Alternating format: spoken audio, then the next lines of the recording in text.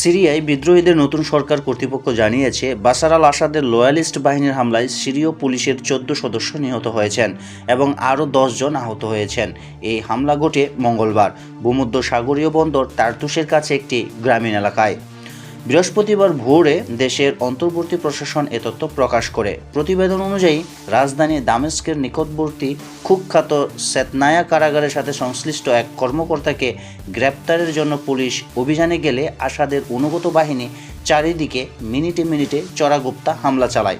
উল্লেখ্য, চলতি মাসের শুরুর দিকে ইসলামপন্থী হায়াত তাহরির আল শামসের নেতৃত্বাধীন বিদ্রোহী বাহিনী প্রেসিডেন্ট আসাদ সরকারের পতন ঘটায়।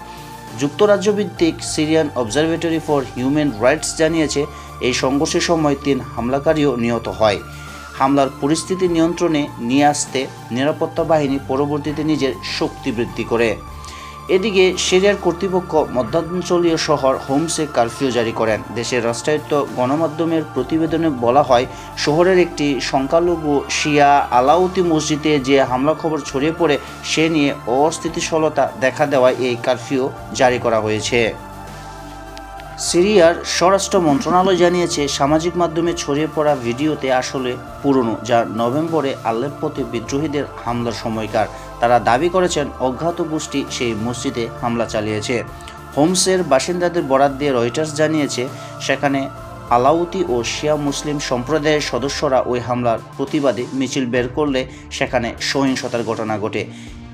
SOHR জানিয়েছে এই সহিংসতায় এক বিক্ষোভকারী নিহত এবং 5 জন আহত হয়েছেন। হোমসে সহিংসতার পাশাপাশি তার্তুস, লাতাকিয়া এবং আসাদের নিজ শহর দাহাতেও বিভিন্ন বিক্ষোভ অনুষ্ঠিত হয়েছে।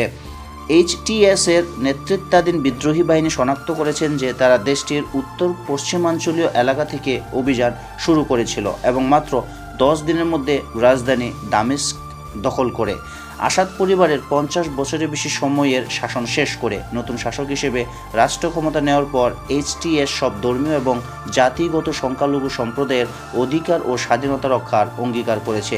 উল্লেখযোগ্য যে আসাদ পরিবার মূলত শিয়া মুসলিম সম্প্রদায়ের আলাউতিদের সদস্য, যারা অতীতে রাজনৈতিক এবং সামরিক ক্ষমতার বৃহত্তর অংশের অধিকারী ছিলেন। এই পরিস্থিতি সিরিয়ার সংকটের নতুন দিগন্তের ইঙ্গিত তৈরি করেছে, যা দেশের ভবিষ্যৎকে নিয়ে নানা প্রশ্ন তুলছে।